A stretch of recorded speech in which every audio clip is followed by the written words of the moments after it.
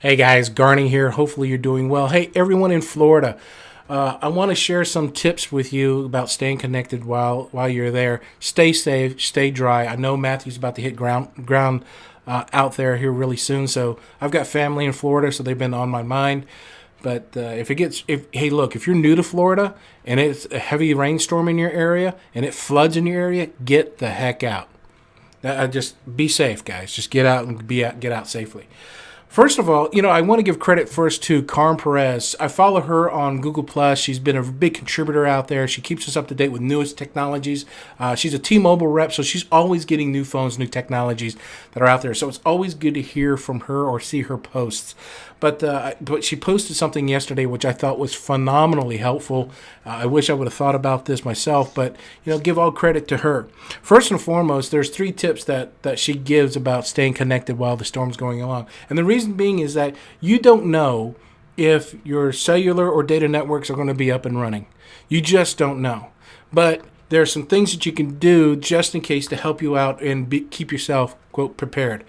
First and foremost, the first one is charge all your devices. I mean, yeah, obviously it's your primary device, your primary cell phones.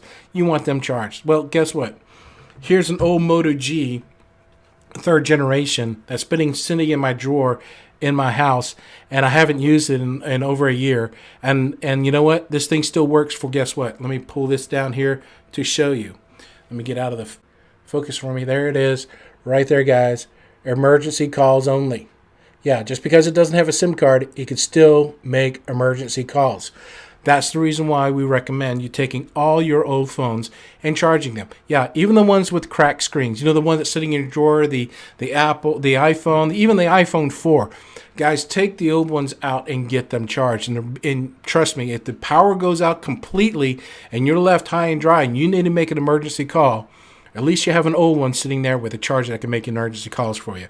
Again, just a precautionary thing. It's not going to hurt you to get them charged now.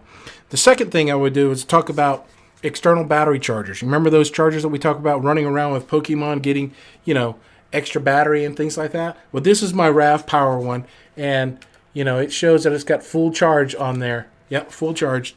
But get all your external batteries that you would hook up to, like if you're traveling on the road or if you got it in your briefcase or your kids who play Pokemon need that extra battery. Get these things charged up, because get them charged now. Don't wait for tomorrow. Do it now. And because you want to make sure that these things have enough juice just in case the power is actually out in your area.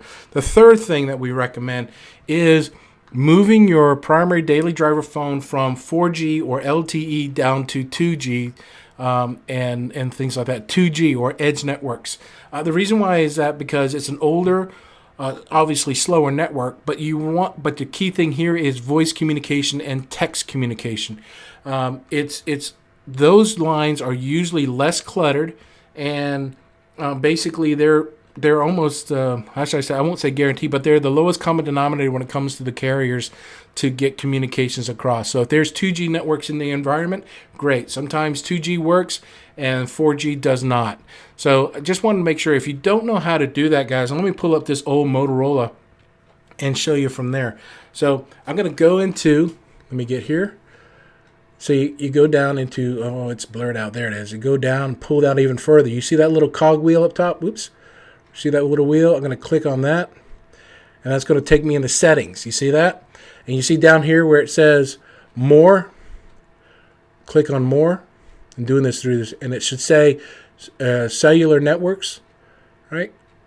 Click on cellular networks, and the next one is preferred network type. Now again, this one doesn't have a SIM card, and this phone only does 3G or 2G. It doesn't do 4G, but you want to click 2G. Okay? And the reason why you want to do that is because you want voice communications and text communications as a minimum out there. Additionally, 2G does not eat your battery as much as LTE or 4G. Trust me, it's just one of those things. Now, if there is data in your area, yeah, maintain 4G or 3G just for communications and things like that. So guys, real simple. Number one, take all your cell phones that you have out there, ones that you don't use anymore, and the ones that you have, and make sure they're charged up. Heck, even take your iPads and things like that to get them charged. Just do it. Next is take your external batteries that you have for your phones and devices and get those charged up tonight, now. And lastly, again, if you don't have if you don't have 4G connection or 3G connection in your area, most phones will drop down to a 2G or Edge technology. Don't forget, you can actually do that through settings on your Google phone. I'm sorry, I do not have an iPhone to show that with you. I'm sure you can go online. Anyway, guys, that's just a quick safety tip for all of you in Florida. Stay safe, stay dry, and I gotta say a big thank you for Carmen. Thank you, Ms. Perez, for putting that out there. Kudos to you. You guys have a great day. Stay safe, and we'll talk to you soon. Peace.